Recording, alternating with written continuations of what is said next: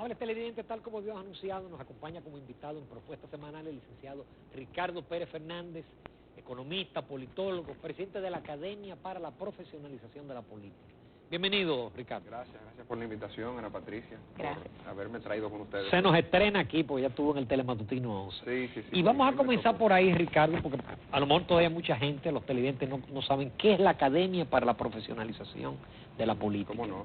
Es un espacio nuevo de formación política, una formación política complementaria a la que ofrecen los partidos, que busca dos objetivos concretos.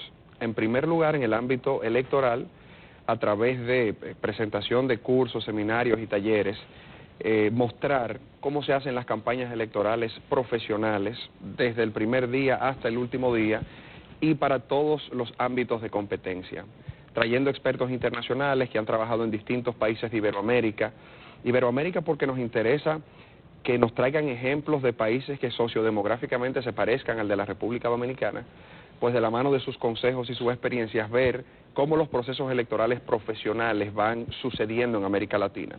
Y en segundo término, ya en lo que tiene que ver con aspectos de gobernanza y gobernabilidad, también a través de cursos, talleres y seminarios, dotar a los servidores públicos de herramientas que los ayuden a hacer su trabajo de manera más eficiente, de manera más transparente y de manera más satisfactoria en sentido general para los electores que le votaron.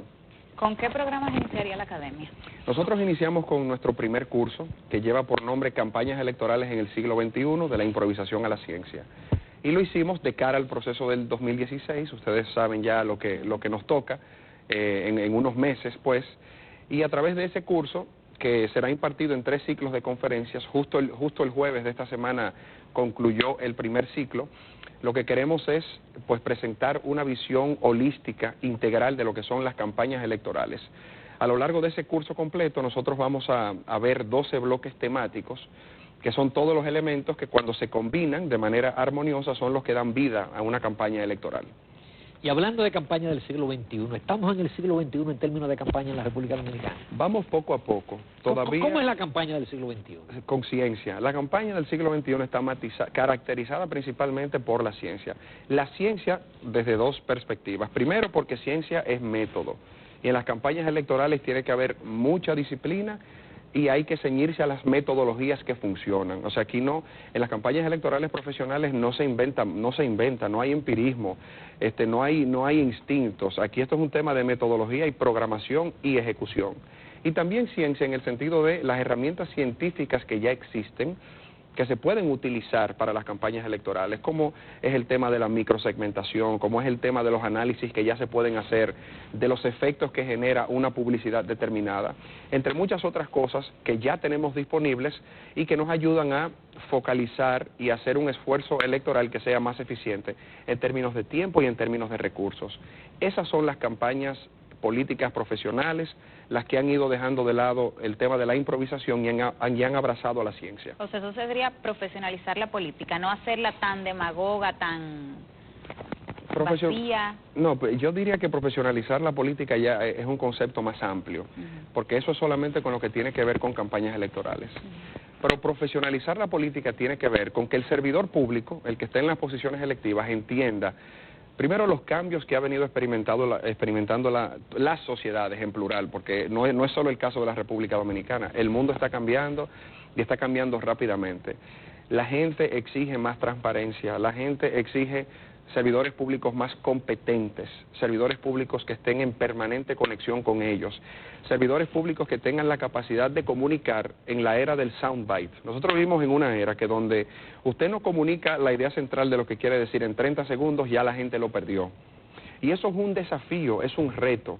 Y los servidores públicos, segundos. Claro que sí, esto es muy corto. Esto es muy corto, porque la gente, hay tanta información disponible, tantos foros y canales disponibles donde buscar información, que el servidor público tiene que saber que el modelo cambió y que ahora hay una serie de factores que están pues influenciando de manera decisiva cómo los electores evalúan a sus servidores públicos. Entonces, tomando eso en cuenta y tratando de proveer los elementos y las herramientas técnicas y prácticas necesarias para que de conformidad con esos nuevos principios los servidores públicos puedan hacer un buen ejercicio de la política. Eso es lo que nosotros queremos hacer y a lo que nosotros llamamos la profesionalización de la política. Ricardo, ¿y la campaña del siglo XXI comprende afiches, disco light, marchas, mítines? Entrega de canasta, cruzacalle, podría comprenderlos. Reparto de cerditos y bueno, cosas así como Amable Aristes. Eso generó una controversia, eso que usted dice, fue uno de los temas que se tocó. La verdad es que sí, porque lo que dicta eso que usted, a lo que usted hace referencia, que son ya las herramientas que se utilizan para hacer la campaña en el terreno, tiene mucho que ver con la realidad socioeconómica de donde se hagan. Entonces, siempre que haya pobreza, siempre que haya necesidad, eso también va a ser una de las divisas con las que se va a transar en el proceso electoral. Es así. Lo que pasa es que también para hacer eso tiene que haber cierto criterio, cierta orientación técnica. Porque, por ejemplo, no vale de nada gastar todo el dinero del mundo llenando el país de vallas, por ejemplo, cuando usted tiene la información de antemano. Por poner un ejemplo, que usted aspira a ser candidato a senador en una provincia que tiene 3 circunscripciones, pero un estudio de investigación le ha dicho a usted que en la circunscripción 1 de esa provincia usted tiene un 90% en contra. No ponga una valla ahí, ahórrese su dinero, vaya y haga mayor y mejor publicidad en otros lugares donde hay votos potenciales. Ese es un caso que a mí me parece que es bastante ilustrativo. Entonces, yo diría que más que concentrarnos o más que preguntar si todavía hay espacio para algunas prácticas que nosotros vemos aquí, es preguntarnos, pero ¿con qué criterios se hacen? ¿Se hacen con algún tipo de criterio, con alguna orientación de tipo técnica? Si se empezara a hacer así, yo creo que entonces estaríamos dando un primer paso hacia lo que nosotros proponemos. ¿Qué faltaría hacer en cuanto a campaña política, en cuanto a estrategia, marketing, a lanzar quizás un político que no es conocido? Sí, a mí me parece, todavía aquí en República Dominicana, las campañas se hacen más o se concentran más en la figura del candidato. Si yo les pudiera resumir, digamos, los primeros 2 días del ciclo de conferencias que hicimos desde la academia, yo le diría que los 10 conferencistas estuvieron de acuerdo en el siguiente postulado. En las campañas electorales de este siglo, quien está en el centro de los procesos es el ciudadano, no es el candidato. Nosotros, porque evidentemente pues somos semicaudillistas y muy personalistas, todavía la figura del candidato es el que marca los tiempos y marca la temática de las campañas. Se hace de lado al ciudadano. A nosotros nos falta comprender eso. Ya yendo a unos temas más puntuales, nos hace falta capitalizar todas las tecnologías que tenemos a nuestra disposición. En la campaña del 2012 yo creo que el presidente Medina hizo un buen uso de las herramientas con las que contaba en ese momento. Yo no sé si ustedes recuerdan una iniciativa que se llamó Ponte pa' tu país, sí, que fue un tema que se manejó en redes sociales principalmente, donde se trató de involucrar, por supuesto, ahí fueron pues mayoritariamente jóvenes, en un proceso como de dame tus ideas y yo las integro a lo que será el plan de gobierno. Eso es una utilización inteligente de un foro que estaba a disposición de una campaña electoral y que se capitalizó atrayendo personas que se sentían escuchadas y con la oportunidad real de participar. Entonces nos falta mucho eso. Abandonar un poco lo tradicional, que es lo de los mítines, las marchas y eso, que por lo general se hacen sin mucho criterio, y empezar a hacer esfuerzos que sean más eficientes y focalizados, que yo pienso que a largo plazo pues tienen mayor posibilidad de generar votos. Y esos, estas campañas que se centran en promesas, solo prometo, pero no tengo realmente la solución a esas promesas que estoy haciendo. Bueno, las campañas siempre se tratan de promesas, y ahí lo que sucede es que yo creo que nosotros a veces cometemos el error de querer endilgarle la culpabilidad de una promesa no cumplida al político, y no necesariamente es así, porque los que estamos ahí para escudriñar lo que los políticos prometen versus lo que hacen somos nosotros, los electores, que votamos por ellos. Entonces, si un candidato te hace una serie de promesas en un proceso electoral y no te las cumple, y tú vuelves y votas por él, tú le estás mandando una señal al electorado de que no necesariamente, o mejor dicho, el electorado te manda a ti, político, una señal de que no necesariamente se está evaluando o no se te está evaluando en función de lo que prometiste y lo que cumpliste, sino en función a otros criterios. Y por ende ahí no se da un mecanismo de incentivo para que el político, por lo menos en lo referente a eso, tenga que cambiar necesariamente. Yéndonos ya ahora a las encuestas, Ricardo, ¿qué es la tasa de rechazo? Porque aquí se ha manejado mucho ese concepto recientemente, si a raíz de la encuesta Gallup, no, que Leonel Fernández tiene una alta tasa de rechazo. Yo todavía veo articulistas escribiendo y diciendo eso. ¿Qué es la tasa de rechazo? Esa es una de las variables más complejas que existe en lo que tiene que ver con ese producto final de investigación que nosotros conocemos como encuestas. Porque la tasa de rechazo, primero, puede significar algo distinto en cada momento que se mida. En segundo lugar, puede significar o que la gente te rechace porque en realidad te rechaza lo que tú representas, o que simplemente te rechace porque no te conoce. Se dan ambas cosas.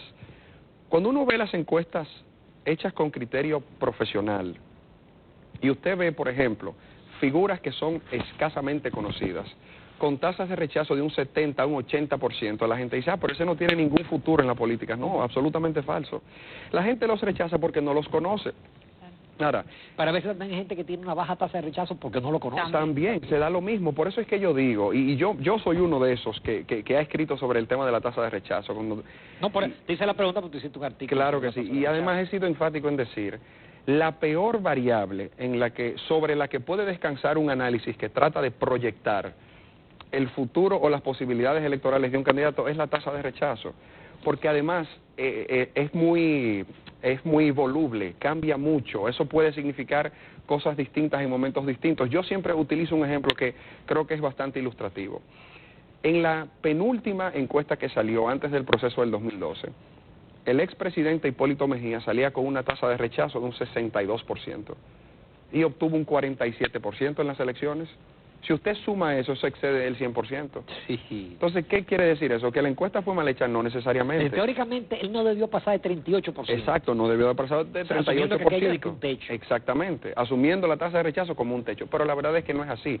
Aparte de que las encuestas, lo que son fotografías de un momento en particular, la verdad es que esa es una variable que es sumamente compleja. En el mundo académico se escribe muchísimo sobre eso. Lo que pasa es que como las encuestas son productos que se fabrican para el consumo popular, para un consumo de un segmento amplio de la población, tienen que a veces reducir conceptos que son muy complejos a temas muy sencillos para que la gente los entienda. Pero al final terminan indicándote una realidad que no se corresponde con la realidad. Entonces, por eso a mí siempre me parece interesante una discusión sobre el tema de la tasa de rechazo. Aquí lo que se conoce como una guerra mercadológica o guerra entre candidatos, ¿realmente es bien manejado? En principio, bueno, yo soy muy crítico con eso, porque a mí me gustaría ver el tema de la guerra. Bueno, al final la política es una extensión de la guerra, es como una forma distinta de hacer guerra, porque en la política lo que se está disputando es el poder, y cuando se está disputando algo tan importante como el poder, evidentemente habrán confrontaciones. Ahora, a mí me gustaría que las confrontaciones fueran sobre temas sustanciosos. Vamos a hablar de temas que a la gente les importe. O sea, yo lo que nunca voy a entender ni aceptar, y siempre que tenga la oportunidad criticaré, es que nosotros estemos enfrascados en una batalla electoral en función a denostaciones personales, a críticas con cosas que no tienen nada que ver con lo que está en juego, con calumnias muchas veces, con acusaciones sin sentido que se van a lo personal. Eso no tiene ningún tipo de sentido. Entonces, es tanto lo que se puede hacer teniendo discusiones sustanciosas sobre los temas y las cuestiones fundamentales, las cosas importantes para la sociedad, en donde con el prontuario de cada partido, porque por lo menos PRD y PLD ya han pasado por el gobierno, y tienen, bueno, en el caso del PRD 3 gobiernos, en el caso del PLD 4 gobiernos.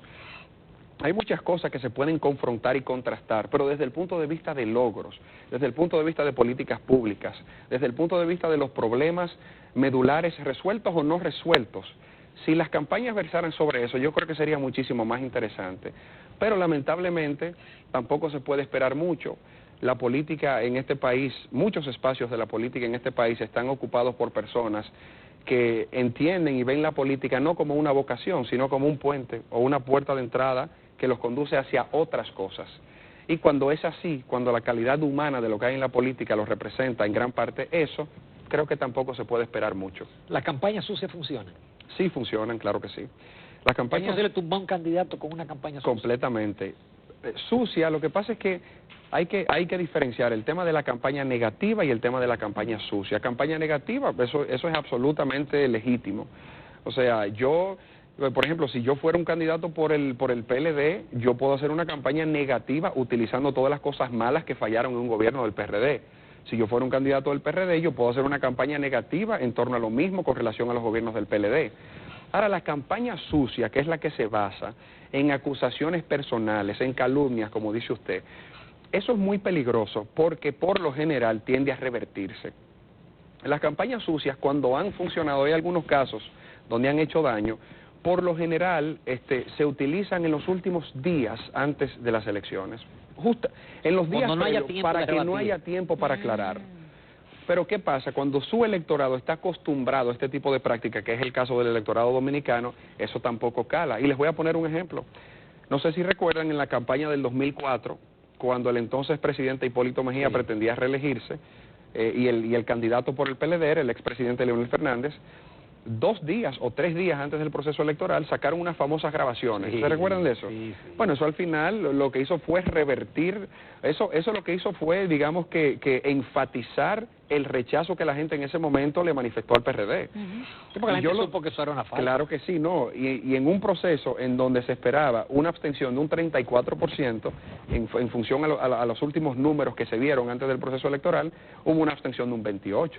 Entonces, se podría decir, bueno, pero tal vez esa diferencia ahí porcentual tuvo que ver con eso. Ya el sentido de indignación que representó para la gente, también tener que ver al final del proceso una acusación de esa naturaleza. Ricardo Pérez Fernández, con tu permiso, los amables televidentes, claro. Nos vamos a comerciales. Seguimos después de la pausa comercial con esta interesante conversación sobre temas relacionados con la política.